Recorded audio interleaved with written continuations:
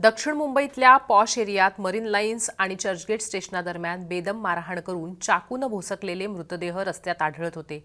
शेजारी असायचा बिअरचा टीन। लोक रात्रीच्या वेळी घराबाहेर पडायला सुद्धा घाबरायला लागले होते। मुंबईत त्यावेळी बिअरमॅनची दहशत होती। रात्रीच्या वेळात लोक मुंबईच्या रस्त्यांवर फिरायला घाबरायचे आणि महत्त्वाचं आहे ते म्हणजे की त्यांना भीती वाटत होती की हा बिअरमॅन नेमका कोण आणि कशा पद्धतीने कुठे भेटेल याची। बिअरमॅनचं गूढ कसं उलगडलं, बिअरमॅन सापडला आणि त्यानंतरही बिअरमॅन कोण हा प्रश्न कसा कायम राहिला। मी हर्षदा परब, तुम्ही पाहताय हे मुंबई तकचं क्राईम स्टोरी सेगमेंट आहे। 5 ऑक्टोबर 2006 ला मरीन लाईन स्टेशनच्या फुटओव्हर ब्रिजवर एक मृतदेह आढळला। पोलिसांच्या तपासात आढळलं की तो मृतदेह टॅक्सी ड्रायव्हर असलेल्या विजयचा आहे। विजयच्या शरीरावर मारहाणीच्या खुणा होत्या। पोटात एका बाजूला भोसकून त्याचा खून करण्यात आला होता। विजयचं वय साधारण 30च्या आसपास होतं। काही बातम्यांनुसार हा मृतदेह अर्धनग्न अवस्थेतला होता। खून कोणी केला याचा उलगडा पोलिसांना होऊ शकला नाही, पण मृतदेहावरून इतकं स्पष्ट दिसलं की कोणीतरी सराईत गुन्हेगारानं हा खून केलाय। पोलिसांना तिथे कोणताही पुरावा आढळला नव्हता।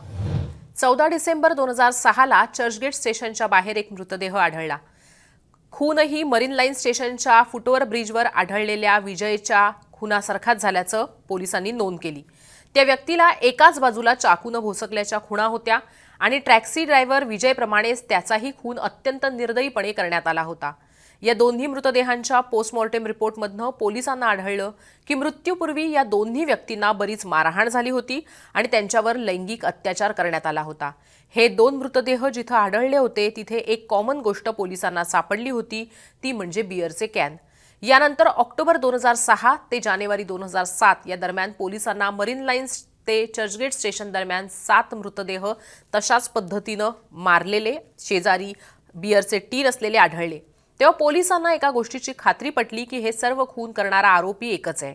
याचा अर्थ होता मुंबईत सिरियल किलर आहे। हा सिरियल किलर मुंबईत फिरतोय ही माहिती आता मुंबईभर पसरली होती। रात्रीच्या वेळात रस्त्यावर झोपलेल्यांचा तो खून करतो अशा चर्चा रंगू लागल्या। लोक रस्त्यावर फिरायला सुद्धा घाबरत होते। मरीन लाईन्स ते चर्चगेट परिसरात लोक रात्री उशिरानं घराबाहेर पडत नव्हते। संपूर्ण दक्षिण मुंबई त्यामुळे भयग्रस्त होती। जानेवारी 2007 मध्ये पोलिसांना आधीच्या 2 पद्धतीनं खून झालेला तसाच एक मृतदेह आढळला, पण यावेळेस मृतदेहाशेजारी पोलिसांना एक चिठ्ठी मिळाली होती। हाताने लिहिलेली चिठ्ठी होती ती, ज्यात लिहिलं होतं वेलकम टू द क्लॅन, पण पोलिसांना खूनी सापडला नव्हता।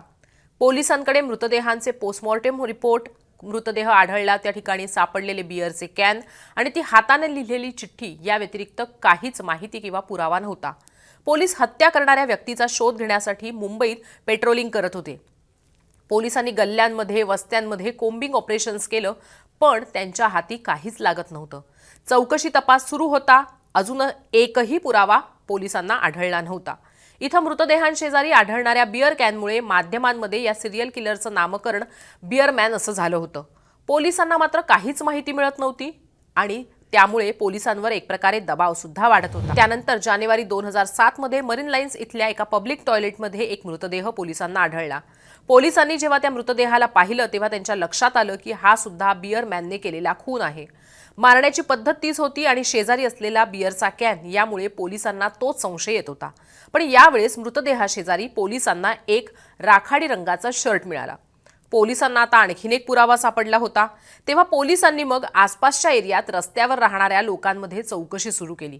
पोलिसांना माहिती मिळाली की हे शर्ट दशरथ राणे गँगच्या एका व्यक्तीचं आहे। मग पोलिसांनी स्निफर डॉगची मदत घेतली। परिसरातले सराईत गुन्हेगार गर्दुल्ले यांना ताब्यात घेऊन चौकशी सुरू केली। त्यातलाच एक होता रवींद्र कंट्रोले। रवींद्रला पोलिसांनी धोबी तलाव परिसरातनं ताब्यात घेतलं होतं। त्याच्या शर्टावर रक्ताचे डाग होते आणि नंतर त्याच्याकडून पोलिसांनी एक हत्यार सुद्धा जप्त केलं होतं। पोलिसांना संशय होता की तो रवींद्र कंट्रोलेच होता, जो सिरियल किलर आहे आणि हे सर्व मर्डर त्यानेच केलेत। पोलिसांना तो बिअरमॅन वाटत होता। आता रवींद्र कंट्रोलेच्या जीवनाबाबत वेगवेगळ्या बातम्या सुद्धा माध्यमांमध्ये यायला लागल्या होत्या।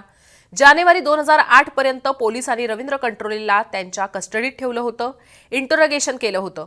रवींद्र कंट्रोलेकडून तरी सुद्धा पोलिसांना काहीच माहिती मिळाली नाही। रवींद्र चौकशीत आपण खून केलाच नाही असं सातत्यानं आणि वारंवार सांगत होता।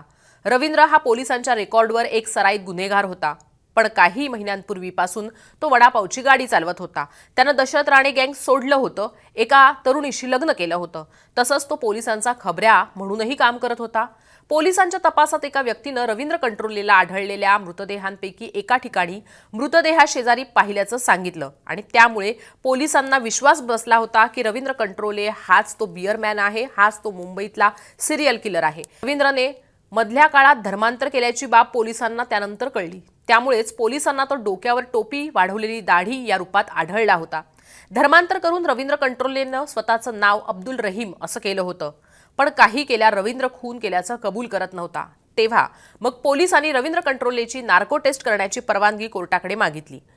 कोर्टाने ती परवानगी दिली, पण ही चाचणी पुरावा म्हणून कोर्टात ग्राह्य धरणार नसल्याचं सुद्धा सांगितलं.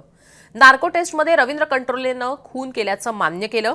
टाइम्स ऑफ इंडियाच्या वेबसाईटवर दिलेल्या बातमीनुसार तिथं बँगलुरूच्या सूत्रांनुसार, म्हणजे बँगलुरूमध्ये जिथं रवींद्रची नार्को टेस्ट झाली होती तिथल्या सूत्रांनुसार रवींद्रनं त्यावेळेस 7पेक्षा अधिक खून केल्याचं मान्य केल्याचं त्या सूत्रानं टाइम्स ऑफ इंडियाला सांगितलं होतं.